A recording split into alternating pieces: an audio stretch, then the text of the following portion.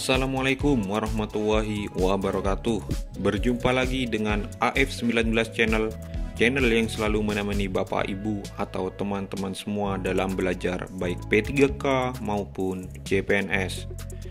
Jangan lupa subscribe, like, share, dan selalu support channel ini agar saya semakin bersemangat untuk memberikan soal-soal P3K maupun CPNS. Jika Bapak Ibu mau request, silahkan tulis di kolom komentar. Nanti akan saya buatkan dan akan saya bahas di channel ini. Kali ini saya akan meminta bantuan teman untuk menjelaskan bocoran-bocoran soal dan pembahasan akuntansi, karena saya sendiri belum menguasai soal-soal akuntansi. Ketimbang saya menyesatkan Bapak Ibu, maka lebih baik saya menyerahkan kepada ahlinya. Terima kasih. Assalamualaikum warahmatullahi wabarakatuh. Di sini saya akan membahas soal dan pembahasan akuntansi. Kita langsung ke soal nomor 1. Persamaan akuntansi yang menunjukkan hubungan antara aktiva, utang dan modal adalah A. Aktiva sama dengan utang dikurangi modal. B. Aktiva sama dengan utang plus modal. C. Aktiva plus utang sama dengan modal. D. Aktiva plus modal sama dengan utang. Jadi jawaban yang paling tepat adalah B. Aktiva sama dengan utang plus modal, karena persamaan akuntansi yang menyatakan bahwa aktiva atau aset yang dikuasai perusahaan berasal dari kewajiban perusahaan terhadap pemilik atau ekuitas dan kewajiban perusahaan terhadap pihak luar atau utang. Lanjut soal nomor 2. Penggunaan metode balance scorecard dalam pengukuran kinerja sektor publik lebih sebagai upaya penilaian informasi A. Formal, B. Informal, C. Finansial, D. Non-finansial. Jawaban yang paling tepat adalah D. Non-finansial. Karena selain dari perspektif finansial, informasi finansial mengukur kinerja sektor publik dari perspektif kepuasan pelanggan, efisiensi proses internal, dan pembelajaran pertumbuhan. Adapun biasanya formal tercakup pula dalam proses pengukuran kinerja sektor publik dalam berbagai metode. 2. Biasanya informal tercakup pula dalam proses pengukuran kinerja sektor publik. Dalam berbagai metode, informasi finansial lebih melihat pada analisis varian pendapatan dan pengeluaran. Lanjut soal nomor 3. Barang dan jasa yang dibeli oleh suatu entitas dicatat pada harga saat transaksi tersebut terjadi. Cara pencatatan ini menggunakan prinsip A. Kesatuan usaha, B. Kesinambungan, C. Harga pokok, D. Objektivitas. Jawaban yang paling tepat adalah C. Harga pokok. Pembahasannya, harga pokok karena barang dan jasa yang dibeli oleh suatu entitas dicatat pada harga saat transaksi tersebut terjadi berdasarkan prinsip harga pokok atau historical cost. Soal nomor 4. Perusahaan yang bergerak dalam jual beli barang seperti toko, penyalur tunggal, agen penjualan, dan distributor disebut perusahaan A. Dagang, B. Jasa, C. Manufaktur, D. Perseroan. Jawaban yang paling tepat adalah A. Dagang. Karena perusahaan dagang adalah perusahaan yang kegiatan utamanya tanpa mengubah wujud barang tersebut. Soal nomor 5. Kolom neraca lajur yang memuat semua akun real dan nominal yang siap memberi informasi bagi penyajian laporan keuangan adalah A. Daftar saldo, B. Penyesuaian, C. Daftar saldo setelah penyesuaian, D. Neraca. Jawaban yang paling tepat adalah C. daftar saldo setelah penyesuaian.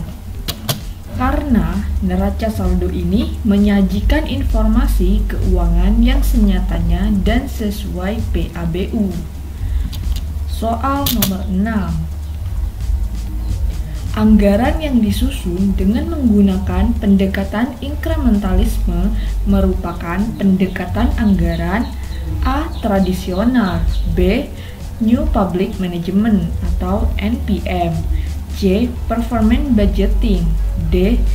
Zero Basic Budgeting. Jawaban yang paling tepat adalah C. Performance Budgeting. Pembahasannya, salah satu ciri anggaran tradisional dalam penyusunan anggaran menggunakan pendekatan inkremental. Adapun satu penyusunan anggaran dengan pendekatan New Public Management atau NPM berorientasi kinerja bukan kebijakan. 2. Penyusunan anggaran dengan pendekatan Performance Budgeting kinerja bukan kebijakan. 3. Anggaran Zero Basic Budgeting justru menghilangkan pendekatan inkremental dan line item karena dimulai dari nol. Soal selanjutnya, PT Hudson pada tanggal 15 Agustus 2007 menanamkan uangnya sebesar 150 juta dalam deposito berjangka 3 bulan dengan bunga 15% per tahun. Bunga deposito diterima setiap bulannya, maka jurnal untuk mencatat penerimaan bunga deposito pada tanggal 15 September 2007 adalah dengan mengkredit A. Surat-surat berharga deposito sebesar 22.500.000, B. Kas sebesar 22.500.000, C.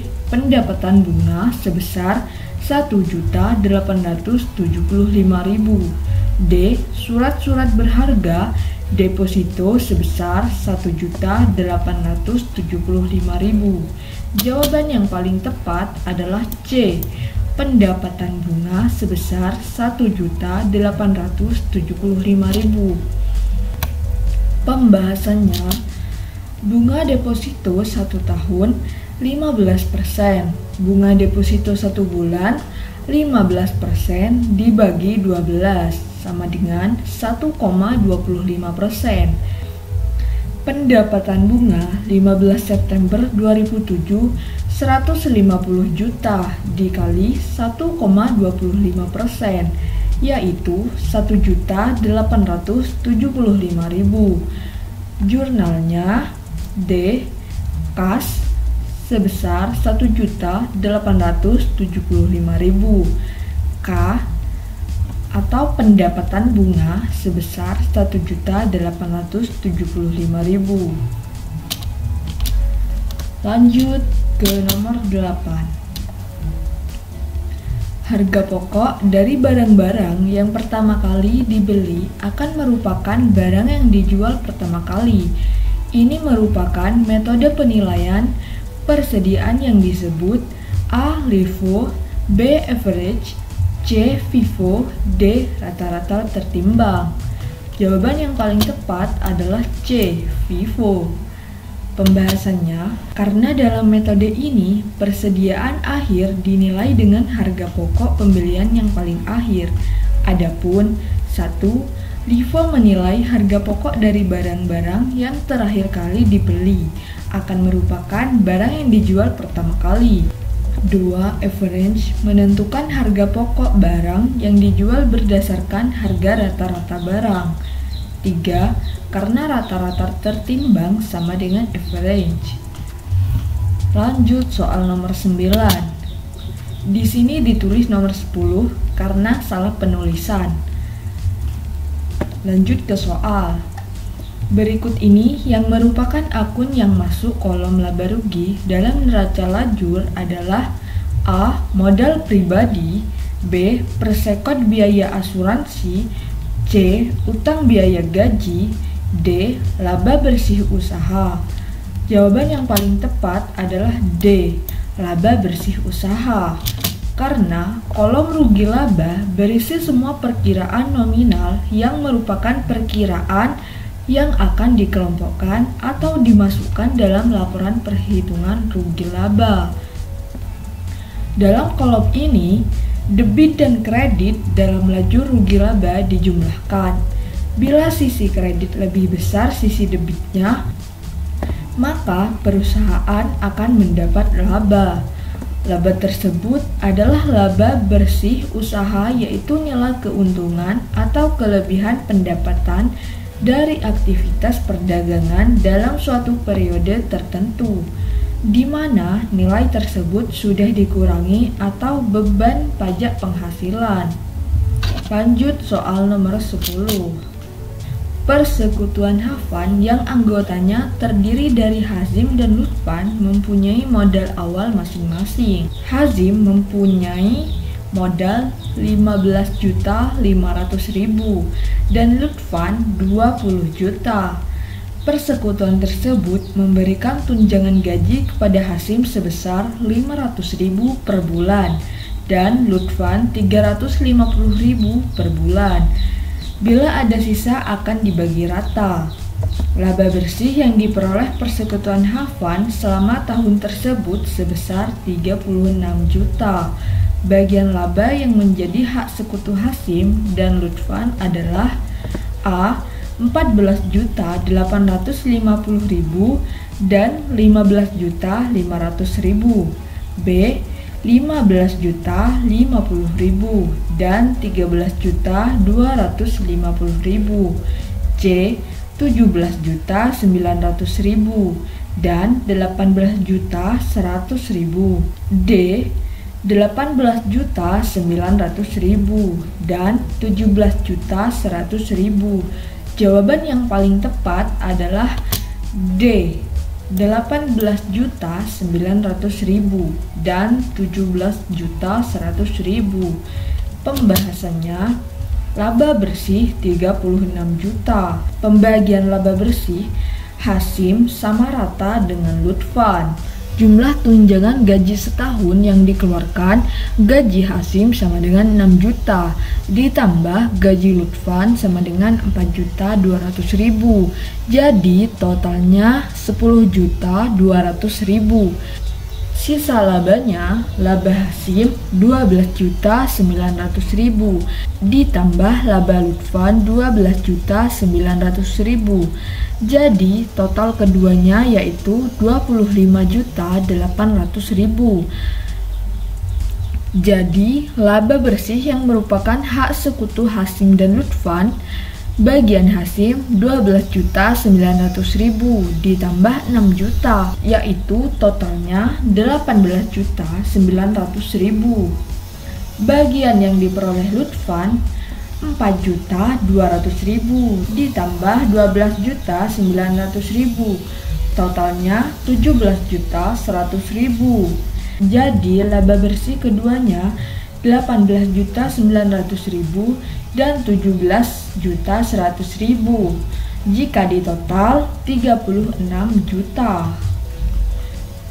Terima kasih. Jangan lupa like, subscribe, dan share video ini.